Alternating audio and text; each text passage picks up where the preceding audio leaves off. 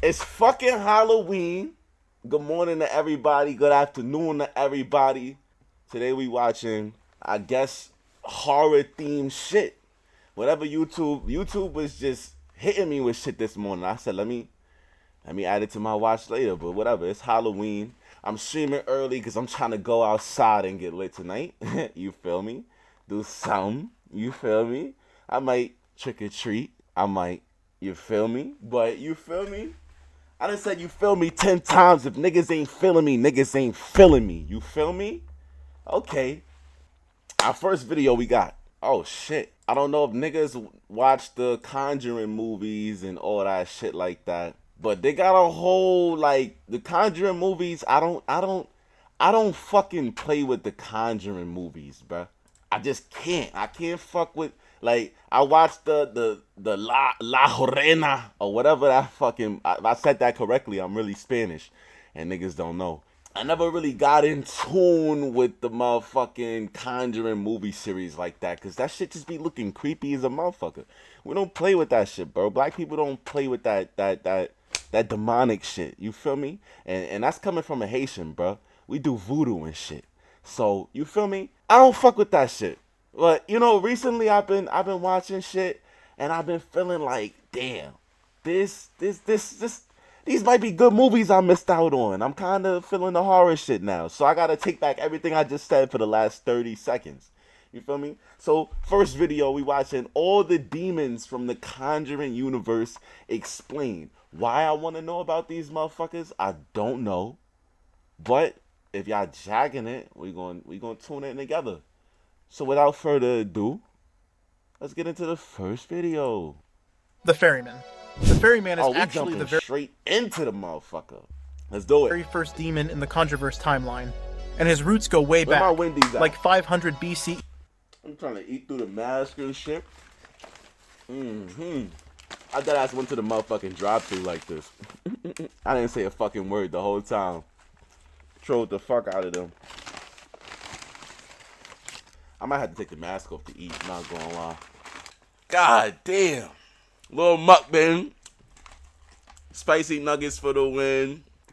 Back when the Greeks imagined Charon, the grim boatman of Hades. Born to Nyx, goddess of night, and Erebus, god of darkness, his job was simple but terrifying. Ferry the dead across the river Styx, but only if they had coins to pay. No payment? Tough luck. Your soul would wander for 100 years, stuck like a broke tourist stranded without bus fare. That's why silver coins on the eyes became his trademark, creepy, but also hilariously bureaucratic, like the Grim Reaper running a toll booth. For centuries, he was just a myth, but in the early 1900s, things took a darker turn. Case files and photos from 1921 show victims with coins over their eyes, dressed in late Victorian clothes, hinting that the ferryman had stepped off the vase paintings and into reality. According to Ed and Lorraine Warren's early files, they first encountered him while searching for a missing girl. It was one of their earliest cases in their profession. People whispered about coins dropping in the night and warned, if you don't pay his toll, he'll take your soul. The Warrens tracked him down, discovered his tether, the very coin purse he used on his victims, and managed to trap him inside it. Fast forward to 1972, when Daniela, a curious teen, cracked open the Warrens' artifact room in Annabelle Comes Home. Out spilled every nightmare, including the ferryman, who terrorized Judy and her friends with coin tricks and catacomb illusions. By the end, he was shoved back into his cursed pouch. And where is he now? Still sealed away, waiting in the shadows, like a demonic Uber driver endlessly parked with no passengers. Malthus. That motherfucker, the ferryman, bro. They just described the MTA. The motherfucker waits by the gates of death. And then he go 2 quarters. Nigga, that's the MTA. That's the crackheads in the MTA, nigga. That's why they feel me. That one wasn't that scary, nigga. If you from Brooklyn, Queens, Manhattan, Bronx, Staten Island, you feel me? I'm not gonna exclude Staten Island like the rest of you niggas. And you taking a train, you feel me? You gonna have the ferryman waiting outside. You gonna have the ferryman waiting outside, nigga. I done seen a crackhead put 2 quarters on his face before and beg for another 2. That ain't scary, nigga. This nigga ain't scary, bro. Look, y'all niggas ain't never seen a crackhead put 2 quarters on his face and beg you for 2 quarters so he could put another 2 quarters on his face? That's what this nigga is, bro. He ain't scary. He ain't scary. Alright, let's get into Malthus. Damn, this nigga ugly. I know a nigga or two that look like this. Is the demon that made Annabelle more than just a creepy doll. His story goes way back to 20 BCE, when his name first appeared in the Dead Sea Scrolls. Those texts mention Belial, the devil himself, and under him sit demons like Malthus and Valak. Later, in the Lesser Key of Solomon, Malthus shows up as an Earl of Hell, a high-ranking officer in Hell's management team, not just some wandering ghoul. For centuries, he was nothing more than ink on parchment. That is the boogeyman. That's the boogeyman from WWE, nigga. Nigga name is Malthus. You know, that kind of sound crazy. Malthus. Then came worshippers, a cult known as the Disciples of the Ram formed in his honor, devoted to his horned, charred image. His chance for real-world havoc came in 1943. Samuel and Esther Mullins lost their daughter, Bee, and in their grief, they were tricked. Malthus pretended to be Bee's spirit and asked to live inside her doll. The parents said yes, and the Annabelle doll became his Trojan horse. From there, Malthus worked his way through the 3 stages of possession: infestation, oppression, and finally takeover. He tormented the Mullins, latched onto Janice, an orphan with polio, and corrupted her into Annabelle Higgins, the girl who would later worship him. At the same time, part of him remained tied to the doll, giving him 2 paths for destruction. By 1972, Daniela accidentally opened his case in Annabelle Comes Home and released Malthus again. That Satan turned the Warrens' house into a haunted funhouse, hunting Judy and her friends. In the end, they shoved him back into the glass case, where he still lies trapped, furious, and waiting for the next careless hand. Should I watch Annabelle? It seems like half of these niggas are in the same movie. I'm not gonna lie. Is Annabelle a good movie? Am I missing out? Am I a pussy for not watching it? I've been told legit that I'm a pussy for not watching scary movies. And it's like, they don't even really be scary, bro. I be more... Hold on. Sound like no advertisement, but that bitch Wendy know how to cook. Hold on. Now look. Let me switch it down a little something real quick.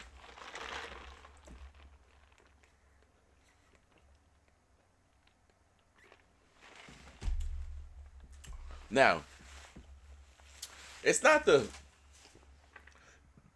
scary movie itself that, like, I feel like I'm not watching it because of that, right? It's the motherfuckers that make the scary movie.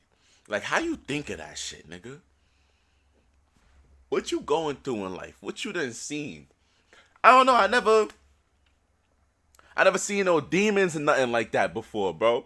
Niggas be talking to me. They're talking about like, oh, yeah, I see spirits. I done had somebody tell me they see spirits and ghosts and ghouls. Nigga, I ain't never really experienced nothing like that. Like I might have like had my moments where it was like, oh shit. I'm gonna tell y'all, like, I used to work, if anybody know about the College of St. Rose, look it up. I used to work at the College of St. Rose. Creepy, old, like, nun campus. Real, like, the college was founded by nuns, old girls school, like, real creepy shit. I seen little creepy shit, but this is, like, the most, like, paranormal experiences I had. And it's, like, maybe it's just the stigma around nuns that had me a little freaked out. But, like, one night, it's snowing. It's snowing really bad, right? One night, it's snowing really bad, bro. And I'm out there, I'm doing my security patrols or whatever. And I'm pussy. I'm pussy because I used to do my patrols. I used to have my book bag. I didn't have the vehicle this night. We didn't have vehicles, but I had my car parked on the side. So I'm coming from one building to the next. Because when you do night security, we just go from building to building.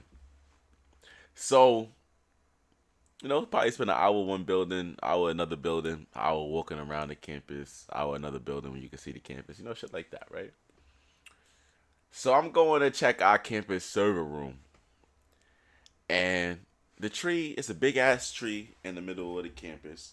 It looked very normal when I was going in. Now when I'm coming out, snow is coming down. The green grass is turned white at this point. The flag is covered in snow. It's enough snow that where I'm walking I can see my footsteps. So I walk past the tree, right? And I hear footsteps behind me, but I'm like, they kind of sound like mine, so I'm not really paying too much attention. I got my beats on. I'm kind of lacking a little bit. Crazy, right? So I keep turning around, like, because I hear the footsteps. So I turn around like 2-3 times, and then on the 4th time, it looked like it was a motherfucking, like, nun up in the tree. They got panicked. I said, oh shit. I gotta be seeing shit. Bro. I turn around. I turn back around. I see that shit again. I'm like, no way, bro. Start walking in my car. I'm like, let me get the fuck out of here, bro. I'm getting out of here, bro. Turn around again. And I look, and in the distance, now I see that it's just snow. But for 2 brief seconds, I could have swore I saw a floating nun, bro. I promise, bro.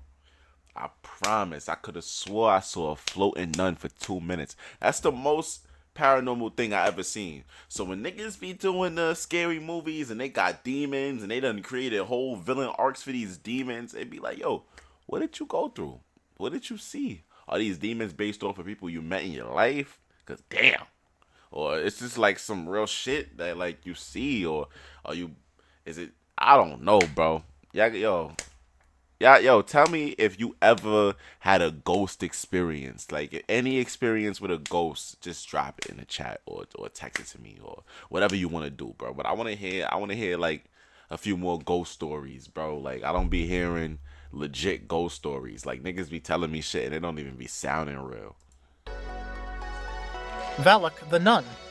Valak is the big boss of the Conjureverse. I'm telling you, bro, some shit like this. Some shit like this, my nigga. Oh my God, bruh.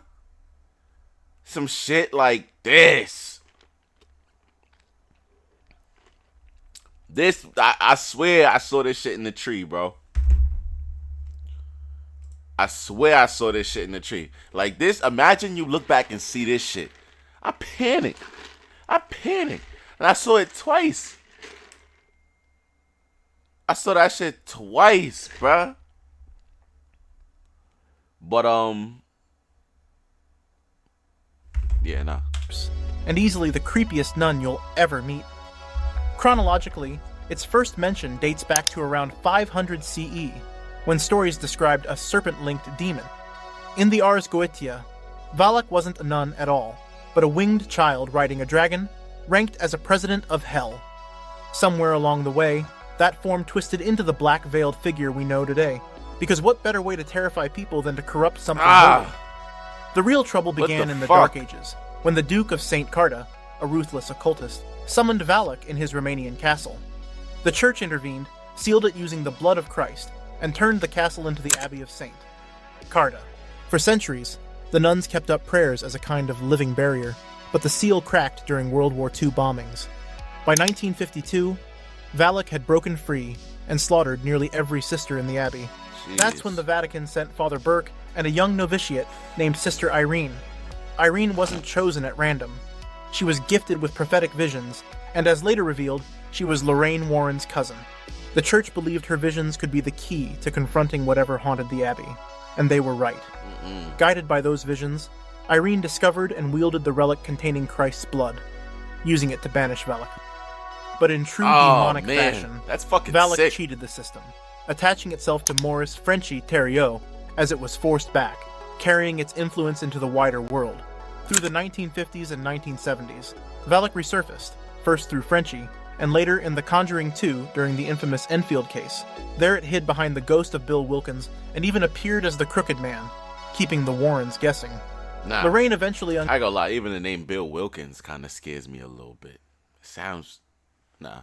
uncovered its name, Valak, the Defiler, the Profane, the Marcus of Snakes, Marcus and used Snakes. that knowledge That to shit send is it back to ugly hell. as a motherfucker. La Llorona, Oh, La Llorona, the this Weeping bitch. Woman, is one of the most debated Oh. figures in the Conjureverse. Director Michael Chavez This bitch. Yo, this movie was crazy, son. She was trying to take the lady daughter, bruh. Like, yo, I got chills just like, oh my, the Weeping Woman, bro. This was the first Conjuring movie I ever watched, bro. And it was like, nah, what the fuck? swears the I'm putting curse my of La mask Llorona mask isn't on. part of the franchise, but that feels like Hollywood backpedaling. Why? Because Annabelle gets name dropped, Father Perez returns from Annabelle, and the curse follows the same demonic playbook as Valak and Malthus. She's in, whether the credits admit it or not.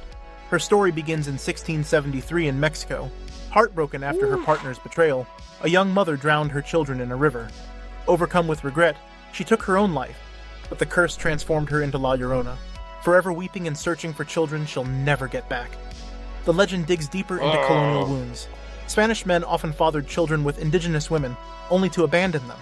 La Llorona became a symbol of that grief, which is why her story feels less like a ghost tale and more like cultural trauma passed down generations. Centuries later, her curse resurfaces in 1973 Los Angeles. Ana Garcia, a widowed social worker, encounters Patricia Alvarez, who had prayed to La Llorona after losing her sons, and accidentally passed the curse to Anna's kids. Like Valak and Malthus, La Llorona feeds on the vulnerable. Anna turns to Father Perez, who directs her to Raphael, a curandero with fire seed rituals. In the climax, Anna pierces La Llorona with a fire tree cross, disintegrating her. But in the Conjureverse, defeated usually means see you later.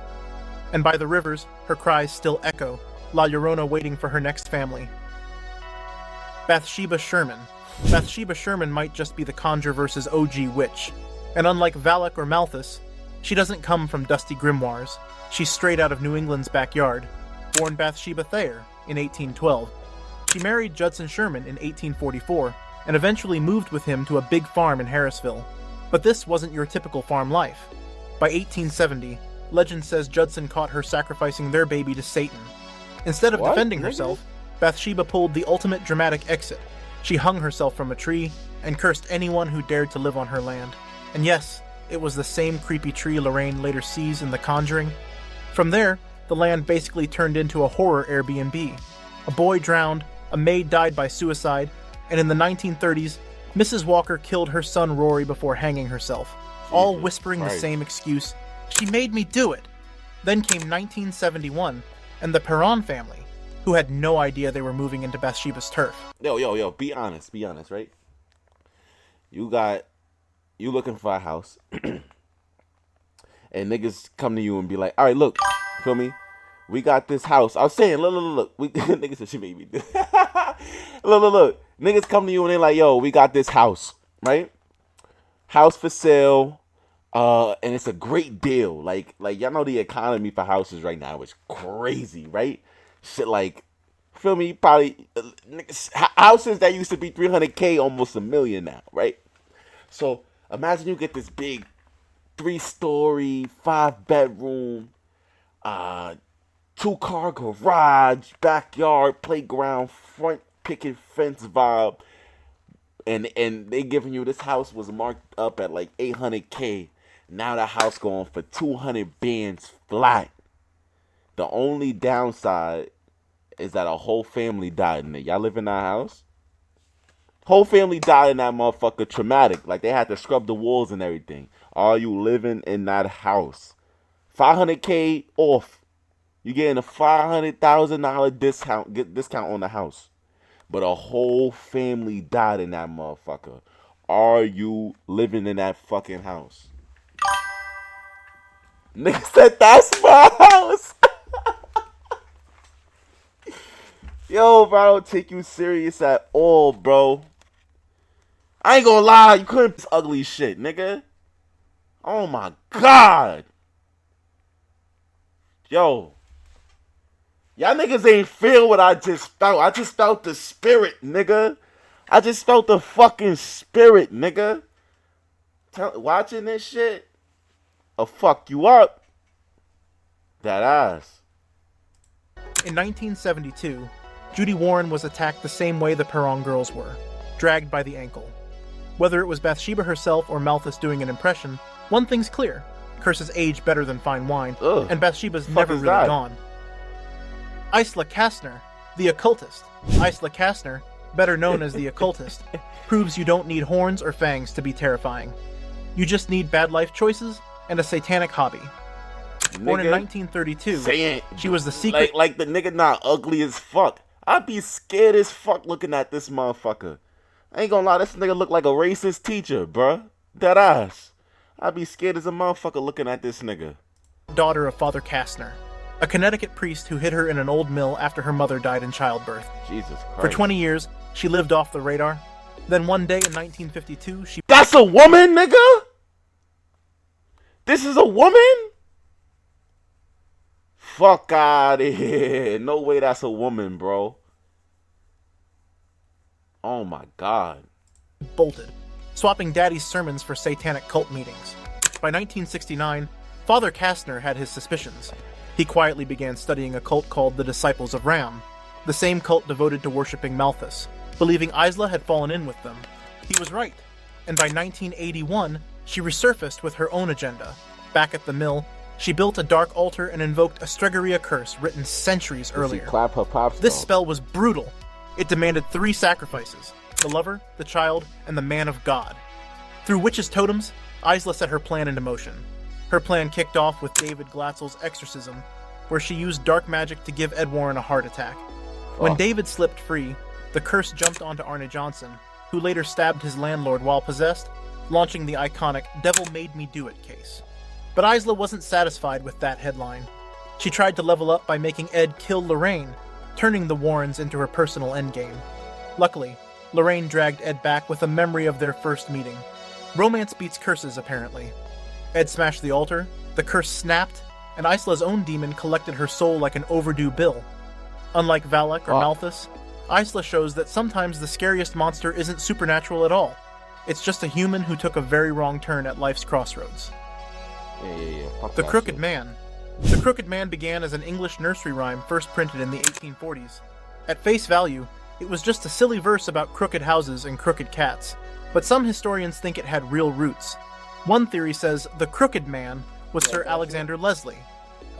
Y'all niggas ain't hear what I just heard. I'm telling you, I just heard some shit. Nigga. I put a motherfucking ghoul bullet in a ghost, nigga. Nigga. Pow! I think finger guns work on the fucking spirit? Huh? Motherfucker? Motherfucker? Y'all think finger guns will work on the spirit, nigga? Motherfucker? Scottish general who struck a shaky truce with England in the 1600s. Another points to the leaning houses of Lavenham, Suffolk, where the whole village looked a little bent out of shape. Over time, the rhyme turned darker. Later versions described the Crooked Man as a broken figure who hanged himself and returned as a ghostly presence. Say the rhyme out loud, and he would appear, following you down his crooked path. I would fucking panic. What the fuck? That's the version The Conjuring 2 brings to life. But here's the catch. In the Conjureverse, the Crooked Man isn't his own demon. He's Valak in disguise. Just as Valak appears as the nun, it also slips into this spindly, pale figure with unnatural movements, chanting the rhyme in a warped voice. It's Valak's trick, taking something familiar from childhood and turning it into nightmare fuel to terrorize the Hodgson family. The design made him unforgettable. He probably thought it was over. He probably thought it was over. All right, I just saw something. You're fucked. I gotta watch this one. I wanna watch this one, low-key. Created with practical effects and a real actor instead of heavy CGI, The Crooked Man felt like something physically wrong with the world, as if the nursery rhyme had stepped off the page. Fans loved the scare so much that James Wan planned a Crooked Man spin-off, pitched as a dark fairy tale. A script was even written, but once audiences obsessed over Valak's nun form, Warner Brothers pushed the nun forward instead. By 2022, Wan admitted the Crooked Man movie was shelved, though he still has ideas for it. The Bride. On August 10th, 1963, Ed and Lorraine Warren opened a case they called The Bride, or The Wedding Dress. This wasn't about investigating a pretty gown, it carried a violent curse. Any bride who wore it was overwhelmed with rage and pushed to murder her groom. Judy Warren later put it simply, "The wedding dress, it haunts people, makes them violent." The story connects to a real legend, Anna Baker's haunted wedding dress from 1800s Pennsylvania. Anna's gown was never worn, and people believed her heartbreak and bitterness clung to the fabric, feeding ghostly activity. That makes The Bride feel less like pure fiction and more like folklore brought to life. While it's slightly different in the Conjureverse, The Bride's ghost traces back to Quinn Lane. When she caught her fiancé cheating, she lost it, murdering him, both their parents, and even gouging out their eyes. Talk about a wedding reception gone wrong. Her spirit then fused with her wedding dress, which had a chilling party trick. After every killing, the blood just disappeared, leaving it spotless and ready for the next unlucky bride to be. After a string of bloody ceremonies, the Warrens finally got hold of the cursed gown, blessed it, and locked it away in their artifact room. But in Annabelle Comes Home, Daniela couldn't resist poking around and ended up freeing Annabelle. That one mistake frees every trapped spirit, including the bride, releasing a night of pure chaos. All night long, Judy, Mary Ellen, Daniela, and Bob are hunted. The bride even possesses Daniela, forcing her into the dress and nearly driving her to kill Mary Ellen. By the end, the girls manage to trap Annabelle back in her case, cutting off the bride's power, at least for now. And as Judy says, the evil was contained this time. But some stories don't end that way. In some, the evil wins, and those endings stay with you long. I ain't gonna lie to y'all, bro. I'm panicking, bro. That was a lot to take in, bro. That was a lot to take in, bro. I'm legit scared, bro. God damn, son.